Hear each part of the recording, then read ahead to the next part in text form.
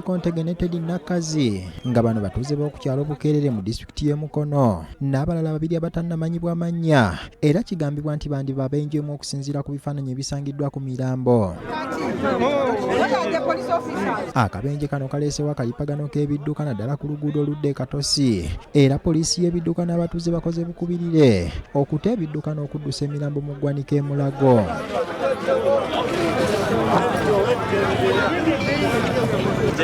Weze okubye engombe naye yabadde ajja sipiidi nga baliko basolodegisi n'ayingira nyingire mu byuma wansi Nebasaabala Booda osiko waliwo omwana akyasambasambamuko bamututte naye essuubi tono kuba omusayi wali kuva mu kamwa mu nnyindo ng'alina kumuva.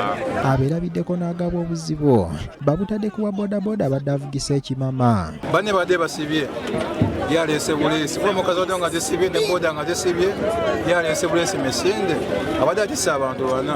Treni yasooka wa booda n'ajja nakola kinakona train. Abakulembeze okuli Robinson Kiyaga n'akulira ebyokwerinda ku kyalo Nammira Tumusime Abdukaliimo bogedde kabenje kanira ne basaba obubonero obulabulaba ebidduka okuteekebwa mu kifo kino. Kyetagisawo akalaga nti wano waliwo lweri lwekubwe ekkubo lya leero. Twalisabye abaddukanya leero okutuyambako okututeera ebikaano okuva ewantoni.